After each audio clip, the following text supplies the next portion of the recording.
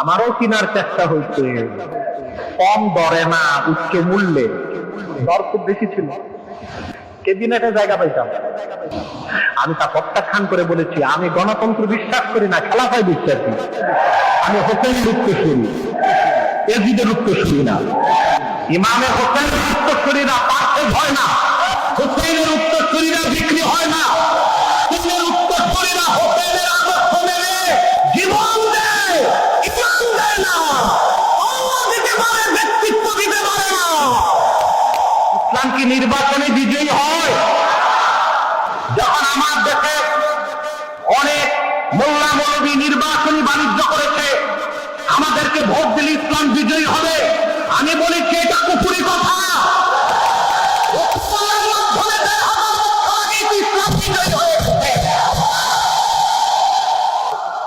এই কথা কি আমার না আল্লাহর?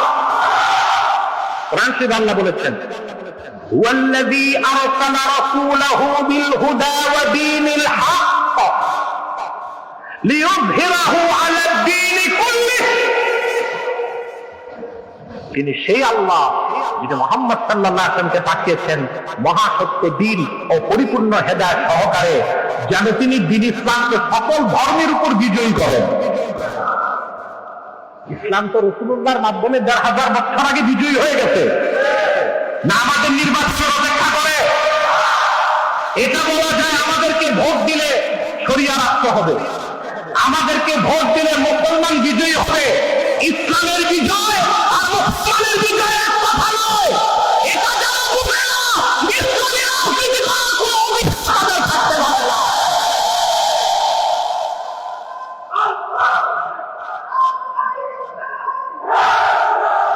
সেই থেকেই তাদের সাথে আমার দ্বন্দ্ব শুরু হলো।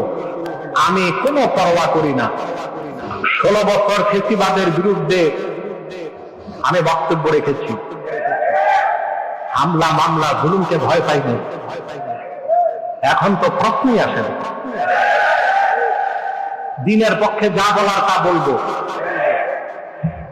ইমামে হোসেনের উত্তরসূরিরা পার্থে হয় না, হোসেনের উত্তরসূরিরা বিক্রি হয় না, হোসেনের উত্তরসূরিরা হোসেনের আদর্শ মেনে জীবন দেয়, ইমান দেয় না, আল্লাহ দিতে পারে, ব্যক্তিত্ব দিতে পারে না।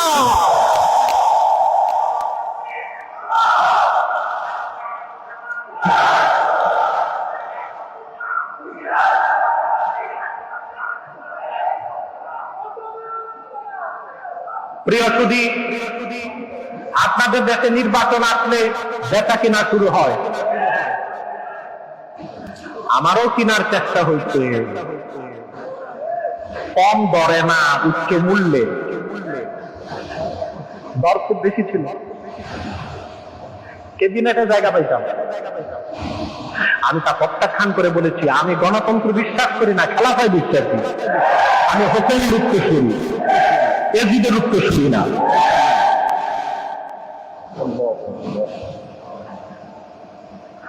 আল্লাহর হাবিব আখিরি নবী মুহাম্মদ সাল্লাল্লাহু আলাইহি ওয়াসাল্লামের মাধ্যমে আল্লাহ তাআলা ১৫০০ বছর আগে ইসলামকে পরিপূর্ণ করে দিলেন, বিজয়ী করে দিলেন, নবুয়তের খেলাফতের দরজা বন্ধ করে দিলেন।